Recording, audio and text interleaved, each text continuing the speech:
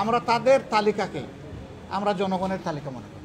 এই বিপ্লবের নায়ক আমরা যখন প্রেসিডেন্ট মহোদয়ের সাথে বৈঠকে বসেছিলাম তখন আমরা বলেছিলাম যে আমরা সেকেন্ড স্টেক হোল্ডার, এবারকার প্রাইম স্টেক হোল্ডার হচ্ছে আমাদের ছাত্র তরুণরা। সুতরাং তাদের সাথে আপনারা বসুন, তাদের কথা আপনারা শুনুন।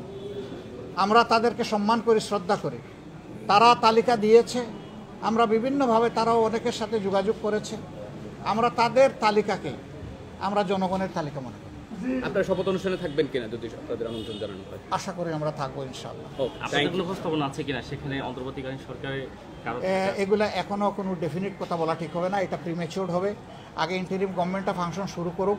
আজ পর্যন্ত জনগণের ফাংশন চলছে, কালকে থেকে শুরু হবে ইন্টারিম গভর্নমেন্ট, এরপরে আসবে পলিটিক্যাল গভর্নমেন্ট। কিন্তু এখন তো জনগণের যে সরকার চলতেছে কিভাবে চলছে আপনারা বুঝতেই পারছেন। আমরা এই জায়গাটা এইভাবে চলুক এটা চাচ্ছি না। আমরা চাচ্ছি দ্রুত ল অ্যান্ড অর্ডার সিচুয়েশন তার জায়গায় চলে আসুক এবং দুর্বৃত্তরা যেন সুযোগ না পায়।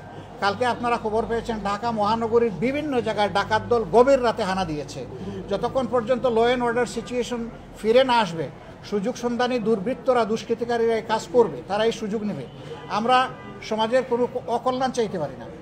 জামাতে ইসলামের মতো একটা সংগঠন আমরা অন্তর থেকে আমরা প্রতিশ্রুতি দিয়েছি যে আইনশৃঙ্খলা ফিরিয়ে আনার জন্য প্রশাসন যে উদ্যোগ নেবে আমাদের সবটুকু উজাড় করে আমরা তাদেরকে সহযোগিতা করব। বিএনপি গতকালকে বলেছে যারা অন্তর্বর্তীকালীন সরকারের কাছে একটা দাবি জানিয়েছে যে তারা অতি দ্রুত যাতে নতুন নির্বাচনের আহ্বান জানায় বা এই আহ্বান জানিয়েছেন তারা। আগে সরকারটা গঠন হোক, আমরা 1, 2, 3 করে আগাতে চাই ইনশাআল্লাহ। Thank you.